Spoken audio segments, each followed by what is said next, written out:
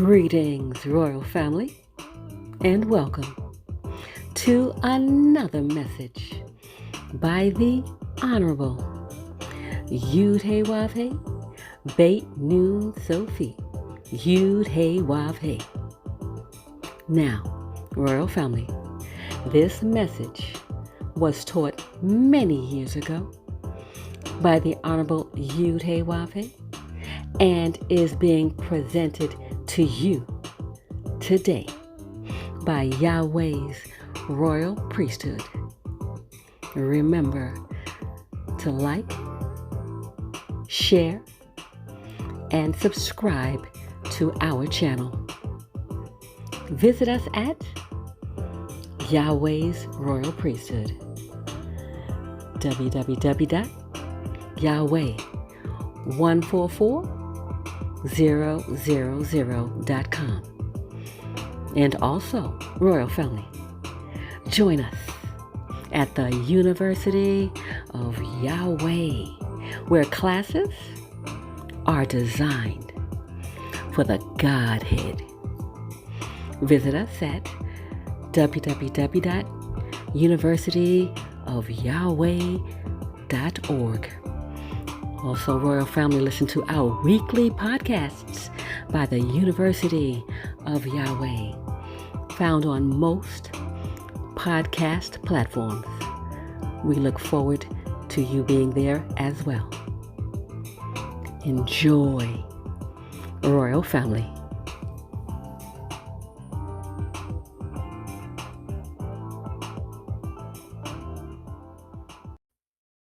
I'm extremely happy to have this opportunity to speak with you and to share my joy at the ingathering. Most assuredly, this is the ingathering, and Yahweh, my Father, is using me in my incarceration and through my incarceration to reach the Godhead, to reach the dead, to carry out my mission of resurrecting the dead. So what I want to do is certainly bring out to you a common theme this tabernacle, and that is speak to you briefly on the dry bones. We, the so-called black men of America, are certainly the dry bones. And the Spirit of the Lord Yahweh is upon me to be in your midst, to walk around in your midst, and to make an assessment as to whether or not you can live. I am certainly aware of the fact that this valley called America is full of dry bones. And Yahweh is the one, my Father, Yahweh, is responsible for me passing round about you, such as I did in the 1984-85 tour, as well as the circuits that I have made teaching you how to move from poverty to riches, moving round about you.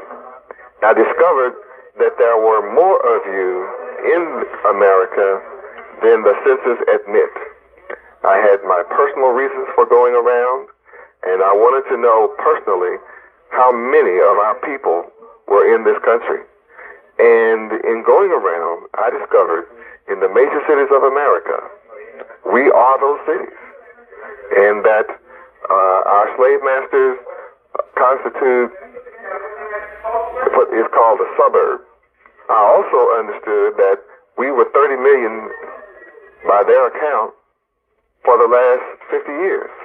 In other words, we had never grown, and I thought they should have at least had 30 million and 15. Since my mother had 15 children, we should have certainly grown by 15 out of 50 years. And knowing that we have actually grown to over 60 million people, it meant that we are the majority ethnic group in this country. And a very strong conspiracy exists to hide from us the power of our numbers. And of course, I have revealed to you the reason for that concealment. The reason is to keep you from feeling a sense of power, of knowing that how urgent it would be and how beautiful it would be to dwell together in unity and come to power. You would be the rulers in the country, without any question about that. So my incarceration has caused me to reveal to you and to the world that we are 60 million strong. Not 60 million weak, but 60 million strong. That's one of the reasons that the war on drugs was concocted, and it's synonymous with eliminating the young black men from our streets all over this country. I'm here in prison, and I can see the ratio. I can see that they have trapped our men in here between the ages of 18 and 30. It's us. Millions of our people are in prison behind the game of war on drugs. I'm going to share with you during the week also St. John chapter 12, verse 31, letting you know that the real theme this week is now is the judgment of this world, and the prince of this world shall be cast out. That is the theme. Now is the judgment of this world. In bringing that out, I want you to know that the dry bones is essential to our lives as a people.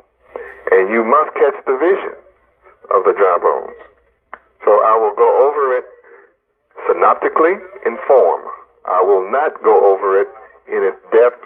I'll save that for my coming out.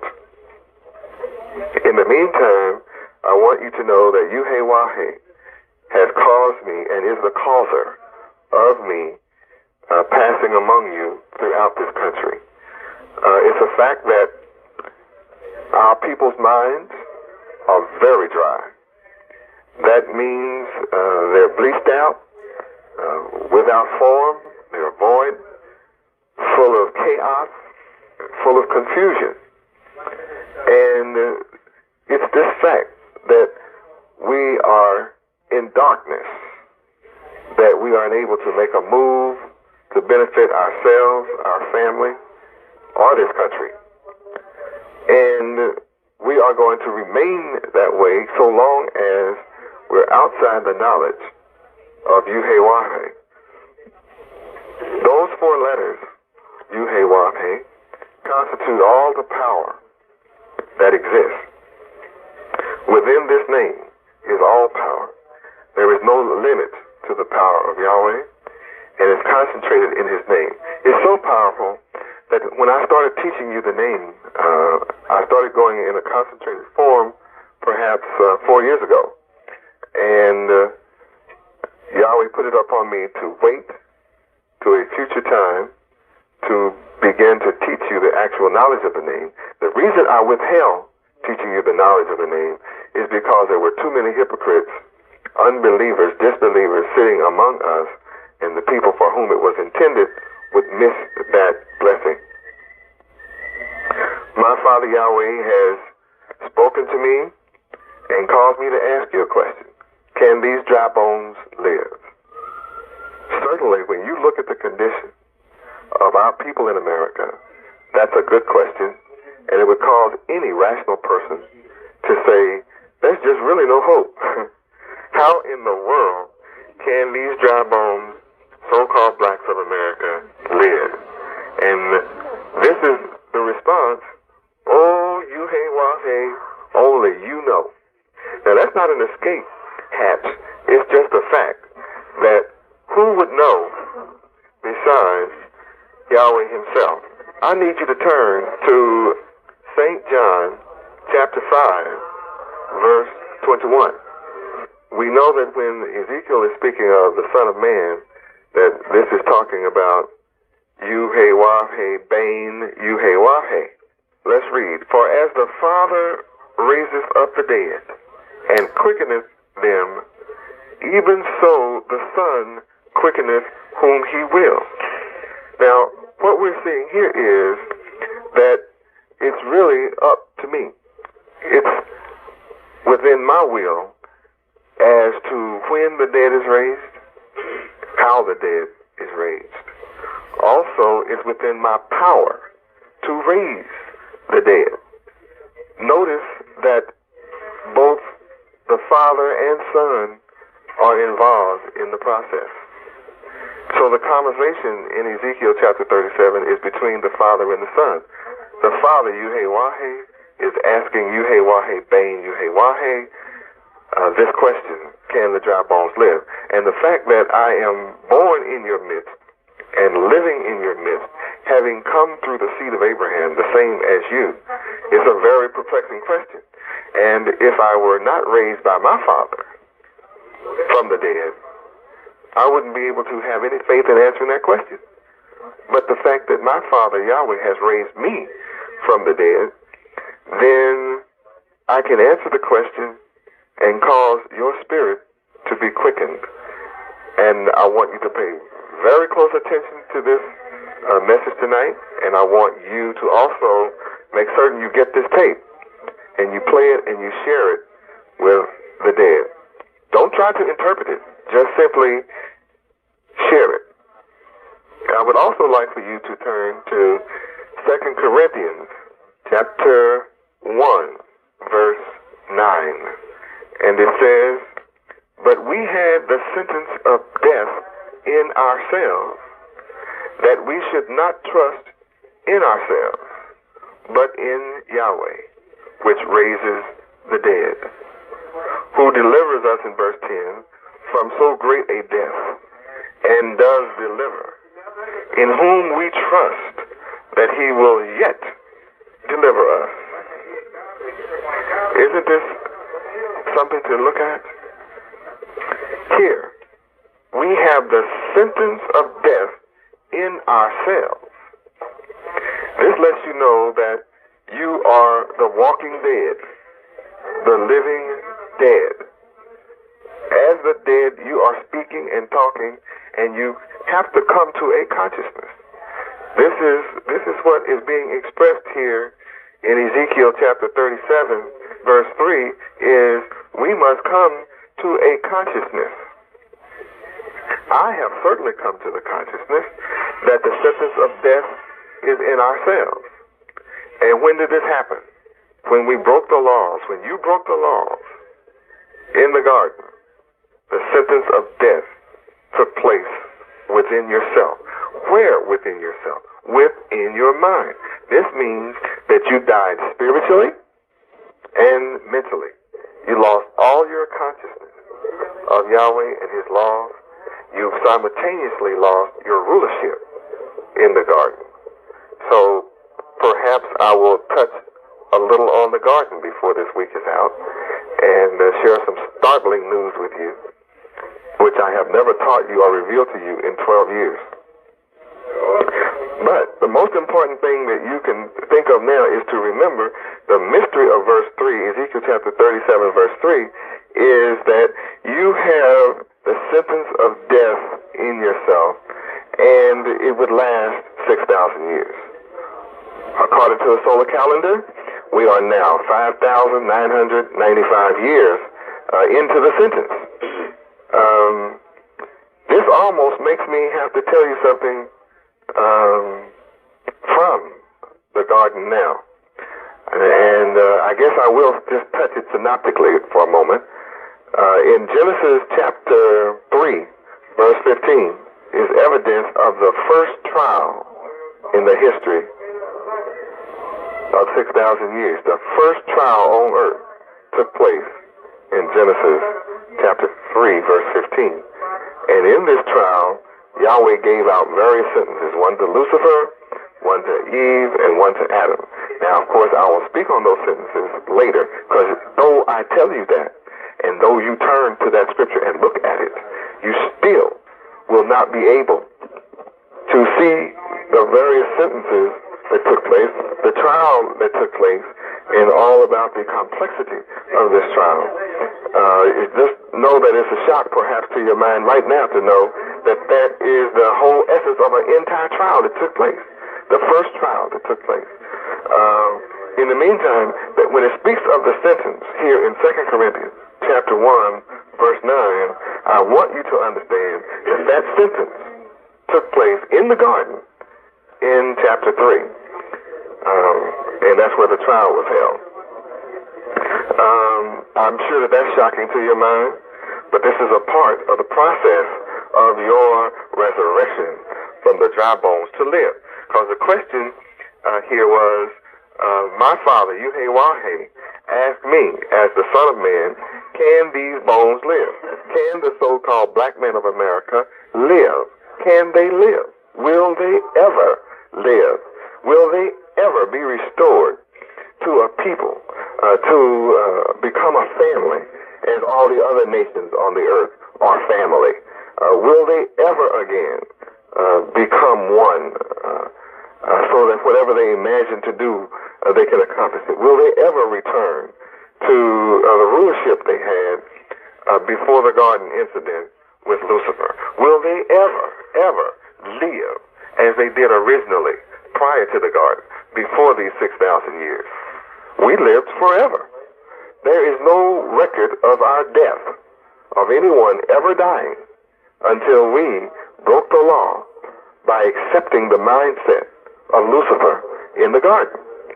No record of death. Think about that. No record of death. We were eternal. We lived eternally. And when we took the mindset, the philosophy of Lucifer in the garden, then we received a sentence of death from Yahweh. Because he said that if you were to eat of those trees of good and evil, then you would die. Lucifer lied to you and said no. And of course, you ate. And I think that when you look at the condition of the black man of America, you will be the first to agree that you have been dead, and that those who have not encountered my spirit and received me or received my name, received the name of my Father, are indeed dead. I don't think that any civilized, conscious person on earth will deny there's something seriously wrong with the black man of America. He's totally out of order. He's totally out of bounds. And even when you look at the terrible life that people live in America, immoral life, that the worst of them all is the black man of America. So you've indeed received, as a people, the sentence of death within yourself, and you received that sentence at trial. There was a trial, and your father and mothers were there at that trial, and you're still suffering from that sentence this very hour. And that's the purpose of the question: can you live? Also, in ourselves, I think I spoke already to you that you received it in yourself, in your mind. That's where you receive this death. Now, that's the most elusive place to find anything. It's something to be placed inside your mind and or in your brain, and you can't find it, especially when it's not called to your attention. Even though someone calls you dead, that doesn't make you alive. Though someone calls you blind, deaf, dumb, ignorant, and dead to the knowledge of your God, Yahweh, saying that to you does not give you the knowledge. And even when the knowledge of Yahweh is presented to you, unless you receive it, you remain under the sentence of death in yourself.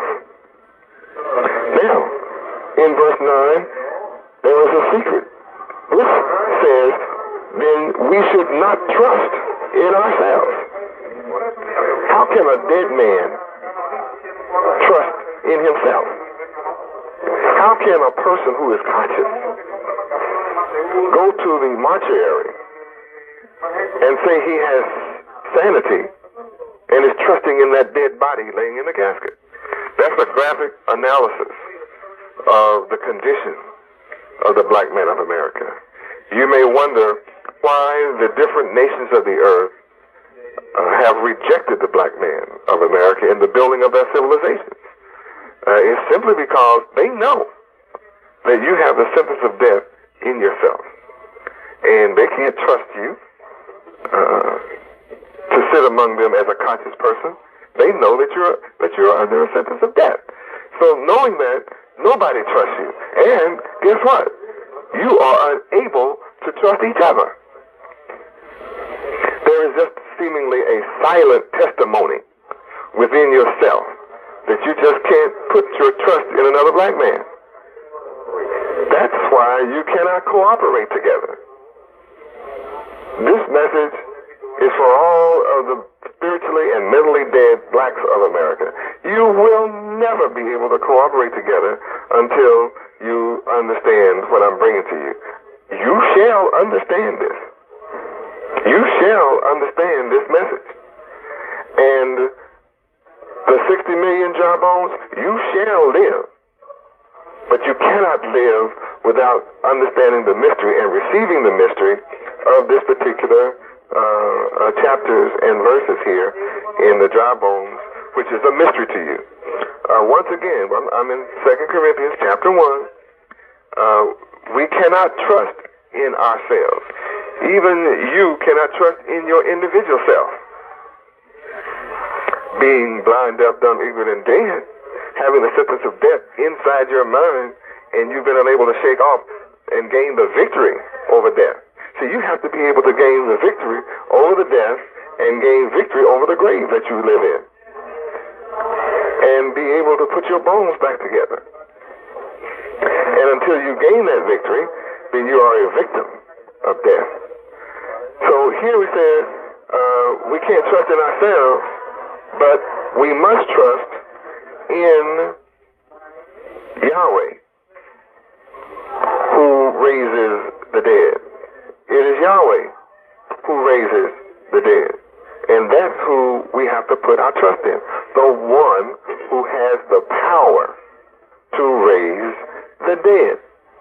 And since we saw also that it is the Son who has this power, getting it from the Father, that we are to put our trust.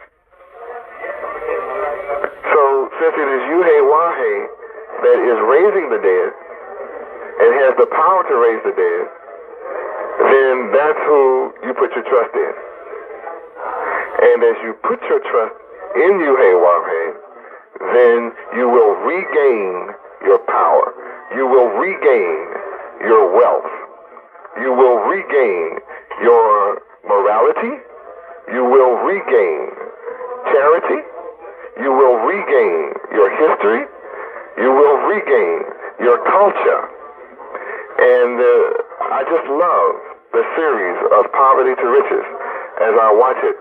So it's just a fabulous series, and I'm sure that all of you who are present at this convention are just excited about the Poverty to Riches TV show, which has come about because the enemy of Yahweh dared to lay his hands upon me. Of 2 Corinthians chapter 1, we see that there is a colon at the end of dead. It goes on to let us know that it is Yahweh who is delivering us from so great a death. I mean, there has never been a death like this upon the black man of America.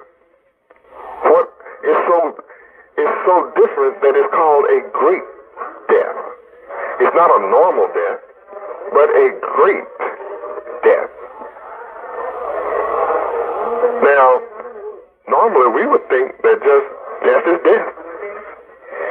Then when you go to the cemetery, you don't see any difference in dead bodies. But the fact that this is a spiritual death and a mental death is referred to here as a great death.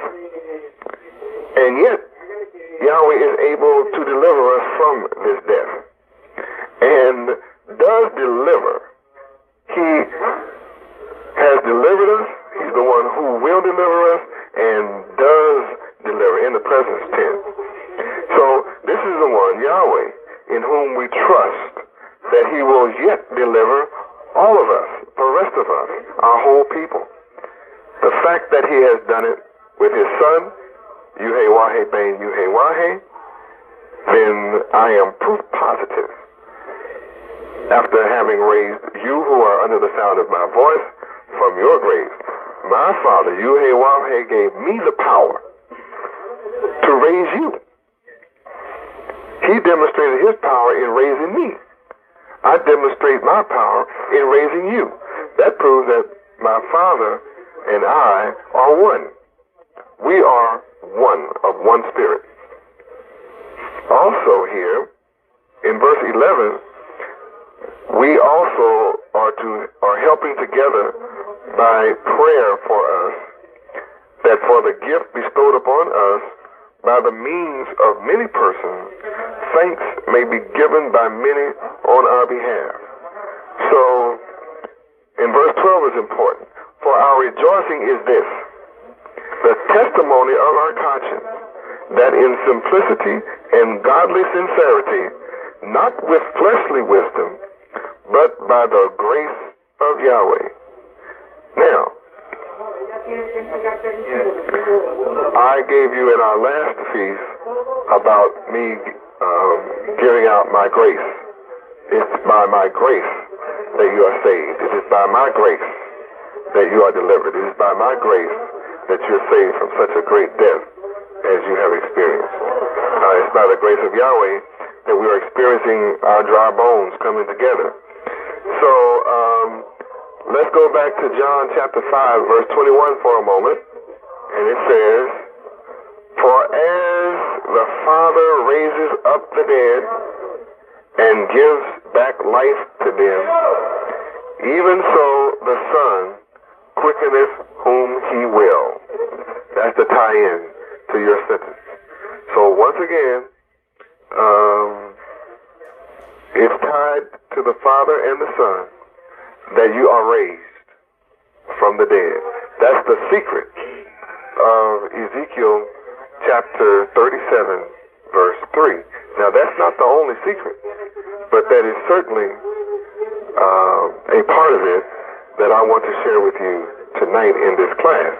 Now let us move to the next verse, Ezekiel 37, verse 4. Again, Yahweh has said unto me, my Father, to prophesy unto you as the bones, and to say unto you that you must hear the word of the Lord Yahweh. I am preaching to you that you must hear the word of the Lord Yahweh. There is no salvation in any other name but Yahweh. And it's in the power of the name. No one can argue with this as you study Yahweh. As you begin to study the Hebrew, get a Hebrew dictionary. Use your Strong's Exhaustive Concordance Dictionary in Hebrew. This is one of the most important tools that you have not been using over the years, is a Hebrew dictionary for these words that you are reading and studying about in each verse. So again, I say to you that you are to hear the word of the Lord Yahweh. That's a command. And those that love the Lord Yahweh keep his commandments. See, that's written. If you love me, keep my commandments. John chapter 14, verse 15. Let's turn to that. I'm sure you've read it many, many, many times. If you love me, keep my commandments. Now let's go to John chapter 5, verse 3. For this is the love of Yahweh, that we keep his commandments. And his commandments are not burdensome. They are not grievous. They do not cause you to grieve, nor are they a burden. So we are to keep his commandments if we love him. And there's a commandment here that we are to hear the words of the Lord Yahweh, who has the power to let you off of your sentence and cut your sentence short and let you live. Now let us go to verse 5, Ezekiel chapter 37, verse 5. I'm sure that your pens and pencils are busy and you're enjoying going back and forth in the Word tonight. This is the way I taught from the beginning. I taught from house to house, and we had our Bibles, pens, and notebooks, and we studied together. And that's what you're back to. If you ever left it, if you're new, welcome. So Ezekiel 37, verse 5. Thus saith the Lord God Yahweh unto you who are called bones, I will cause breath to enter into you, and you shall live. That's not maybe you shall live. Don't wonder if you are going to live. I will cause you. I will cause you to live. This is a positive affirmation. When we pray to Yahweh, he's different from other gods. We don't beg him. He speaks affirmatively. There is no doubt about what Yahweh will do. As his son, I'm telling you emphatically what I am going to do. There is no doubt about this. I am ordered to prophesy to you, and I am prophesying to you. I will cause breath to enter into you, and you shall live. Let's turn to the book of Psalms, chapter 104, verse 1. Bless the Lord Yahweh, O my soul. O Lord Yahweh, my God, thou art very great. Thou art clothed with honor and majesty. Thou art clothed with honor and majesty. So here we are to ask Yahweh to what? First of all, we are ordered to bless the Lord Yahweh. Now you might say, well, how in the world or why would I bless Yahweh? How in the world could I do that? That means bless his name. You certainly don't need to bless his person. But this tells you something, that you have the power to bless. The only reason that you are unaware that you have the power to bless is you are dead. The sentence of death is operating in you. Once you come out from under the sentence of death and live, then you have the same power that Isaac had to bless. You see, Isaac had the power to bless his son, and he intended to bless who? Esau.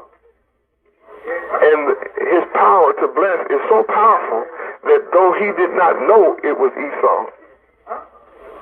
he blessed Jacob because he was blind and couldn't see who he had intended to bless.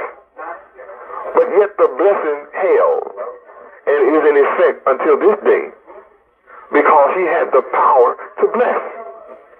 You see, our forefathers had the power to bless because the sentence of death was not as strong upon them. And they understood that. But you've lost that knowledge entirely, that you have the power to bless. I'm bringing you back to that knowledge now.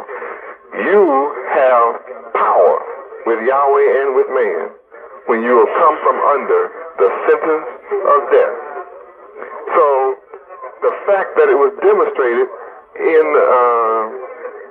Genesis chapter 27, verse 33, it says here that, and Isaac trembled very exceedingly and said, where is he that hath taken venison and brought it to me? And I have eaten of all before thou camest, and have blessed him? Yea, and he shall be blessed. See, there was no doubt in Isaac's mind about first that he could bless, and then after he blessed, he said, indeed the blessing cannot be taken back. It's binding. So, in using my name, he was able to bless. But then he had a question. That who only means that he had a question. He was suspicious of who it was because he really wanted to bless Esau, and he really secretly realized after he had blessed Jacob that that's what had happened. So he raised this question, who? He said, but the blessing remains because it has come out of my mouth. So, again, we are ordered here to come from under the sentence of death. I'm revealing this now, that you have the power to bless the Lord Yahweh from your soul. Your soul. That's where the blessing comes from. Your soul. When you are a living soul, you have the power to bless the Lord Yahweh. You have the power to bless your children. You have the power to bless others. And I must warn you, you also have the power to curse. You have the power to curse. Genesis chapter 12, verse 3 tells us that our Father Yahweh will bless those that bless us and curse those that curse us. So you have the power to do both. And when you become the sons and the daughters of Yahweh, you gain this power by coming from under the sentence of death. What a glory to learn this kind of wisdom. So I'm showing you where your blessing comes from and where it's issued from. It's issued from your soul. And then it tells you, O Lord Yahweh, my God, you are very great. It goes on to let you know that you are clothed with honor and majesty. This means, this requires knowledge to understand that Yahweh is clothed with honor and with majesty. Now, let's take a look at honor and let's take a look at majesty. Because you are not alive until you understand several things. Number one, the purpose of your resurrection is to understand that you are the sons and daughters of Yahweh. And as the sons of Yahweh, then you carry his genes and chromosomes. And in carrying Yahweh genes and chromosomes, then you have the propensity to be perfect as he is perfect, to demonstrate the same powers that he demonstrates, to have the identical characteristics that Yahweh has. That's your inheritance. That's your blessing. So now, let's look at honor. It means that when you bless him, you know that he's great. So Yahweh has esteem. So you're supposed to be a people of high esteem, of consideration. You're to be a people of great respect. You are to be a people of great repute and great reputation. Not an immoral reputation, but a great reputation. You are to have a great good name. You are to have a great good report. Not an ordinary report, but you are to be of great distinction, of great notability. Yahweh is great in eminence. He's the greatest eminence. So you are to be greatly eminent. You are supposed to demonstrate great prestige, great influence. Not talking about being a minority. It's a disgrace for the world to know that you are the gods of this planet. And you're walking around calling yourself a minority. If there were only one of you, I know just the fact that there's one of you conscious and living in the name Yahweh, you understand you are the majority, though you are one person. Because all things come from Yahweh. And when you stand in the name of Yahweh, then you stand with the characteristics of the Father. And the fact that there's a whole nation of us, or the fact that 144,000 of us will be coming forward with these characteristics, can you imagine how great we are and how great we will be in the sight of the people of this earth? We are to be great in authority. You are walking around on this earth without authority. You're walking around on this earth begging people to give you authority to do something. But I will cause you to rise from your graves and exercise great authority. You shall have great esteem. You shall be regarded greatly. You shall be of great respect. I am going to cause you to be of great repute. I am going to cause you to be of a great reputation. I will cause you to have a good name in the earth. I will cause you to have a good report in the earth. And I will cause you to be of great distinction in the earth. Notice, I have changed gears on you from you should to you shall. Because when we went back to Ezekiel chapter 37 verse 4, you notice that in prophesying to you, I'm to let you know what you shall be as opposed to what you should be. Because all of your life, you have false leaders, unenlightened leaders, who are telling you you should do this, that, and the other. They're always telling you what's wrong, telling you about the problems and what you need to do, but no one is showing you how to do. When I say that you shall do this, it means I carry within me the power to cause it. Praise Yahweh. I have the power within myself to cause you to have great fame. I shall cause you to become illustrious and to have great glory and great exaltation among the people of the earth. How do I know? Because righteousness exalts a nation. According to Psalms chapter 14, verse 34, I'm going to cause you to have great exaltation because I'm bringing you the perfect moral message of righteousness. Also, I'm going to cause you to be a people of honesty, an honest people. You shall be known all over the earth as an honest people. Without the knowledge of Yahweh, we have a reputation around the earth of being a dishonest people, of being liars and thieves and robbers and muggers and just a people of ill repute. That's our reputation around the planet Earth. And all people are warned to stay away from us and stay away from our neighborhoods because that's the mark we carry as a people. I am here to raise you up from this death sentence that you're carrying in yourself and cause you to become an honest people. I am here to cause you, and you shall become a people of integrity. You shall become a people of probity, a people who are known to be upright, an upright people, a rectitudinal people. I am going to cause you to actually become a people known to stand on the square of righteousness. I am going to cause you to be known all over this earth as a people of truth, a truthful people. Can you imagine how many people on the earth are going to be honored to be in your presence? The black man of America is known to be the opposite of truth. Yes, I'm going to cause you to be known for your truthfulness.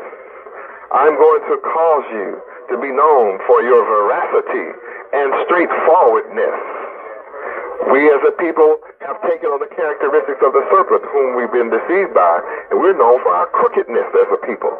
Our people are known as a bunch of crooks with crooked minds and are anything but straight or straightforward. Also, I'm going to cause you to become a forthright people. You will be known for your justice and your justness. All of your decisions will be just decisions. Everybody on earth are going to seek you to be the judges of the planet. The corrupt judges, such as are being experienced all over the earth for taking bribes and being corrupt and evil in office. Who wants those kind of judges over their affairs? That's what's wrong with the world, is corrupt judges. But now is not the time to be concerned about the corrupt judges. The time is now that we should be concerned about ourselves becoming just. And when we become just, then you will become a just judge. And I'm here to cause that. And when I say cause it, it means, first of all, I'm now calling it to your attention. And then after I call it to your attention, I will manifest it in your actions. So I was at Psalms chapter 104, verse 1, the book of Psalms, chapter 104, verse 1. I will finish giving you the information on being on your honor and majesty, and of course understanding that we came from the book of Ezekiel, chapter 37, and we're still in verse 4, where I am bringing you a prophecy. Understand that this prophecy is a positive affirmation. It is not maybe I will do this, maybe I will cause this, or maybe Yahweh will cause this, maybe Yahweh Bane, Yahweh will cause this. There's no doubt about it. I shall cause this to happen in your life and in the lives of these jawbones here in the valley known as America. I think you should find this extremely exciting. I do. Looking into the mystery of Ezekiel chapter 37. You've never looked at it like this before in your life, and you've read it many times. I certainly have gone over this particular chapter with you over the years, and you've never seen it like this or understood it like this. And it's a thrill to me to cause you to be able to see with new eyes. Where you were blind, you can now see. Also, I would like to call to your attention the storms that have been raking America. I'm sure that you have been hearing about what's happening with Yahweh using nature to retaliate against America's persecution in holding me, my crucifixion. Yahweh is destroying this country all over, and at this point I won't try to reiterate all of the storms, but I'm sure the areas that you've come from, you're aware that Yahweh has just moved all over this country, and right now 5 states are on fire. Also, a severe thunderstorm front moved from Texas all the way up to Detroit or Chicago, that area. Simultaneously, the entire section of country was under severe thunderstorms and lightning. Also, 80-degree weather in the front of this front. And hurricane force winds over 75 miles per hour in the middle with rain and floods, followed by snow and ice. And up north is snow and ice storms. And snowstorms out in the Rockies and other areas. It's just a destruction. We had something similar to a hurricane from here in Florida all the way up to Maine. And Yahweh got out to President Bush, destroyed his home up there, multi-million-dollar home. He had 2,700 multi-million-dollar homes destroyed by fire out there in California. I warned this country that if this government put their hands on me, they will find out that Yahweh controls nature. Again, I want you to know this has been a pleasure, a joy, and a thrill for me to speak with you tonight. It has certainly been a thrill and a joy to talk to you from Metropolitan Correctional Center here in Miami, Florida, where there are many people from different nations and different countries who are suffering pretrial detention, unjust sentences. We have people who are from different countries who have served their sentences and are still being held in the prison in this country for slave labor. They have industries called unicorn where they're working people as slaves for 11 cents an hour. This is a crime to have modern slavery going on, but they're well experienced at that, having kept our people, the black men in slavery here, these last 436 years. They are very skilled at bringing people from other countries and doing the same. Once again, I'm here and been anointed by Yahweh to open the prisons. So when Yahweh takes me out of this prison, I will come back and open up all the prisons of America and let the various people who want to leave this country go back home and be free and live in a free world. And I'm not just going to free the people in this country, but the prisons all over the planet Earth, so that all men can live in peace and happiness and the pursuit of joy and happiness on this planet Earth. Again, know that I love you eternally, and remember these words: by this shall all men know that you are my disciples, when you show love one to the other. And remember, no murderer can go to heaven, and if you hate your brother, you're considered a murderer. And also remember, how can a man say that he loves God, whom he's never seen, hate his brother, whom he sees every day? You must show love one to the other, as I have shown love to you. Again, I love you, and I even hate to get off the phone at this time, but I must. I love you, and I'll see you on tomorrow night. Aniyaho. And remember, Kazak Ve'imat, be of strong courage. Again, Shalom Aleichem.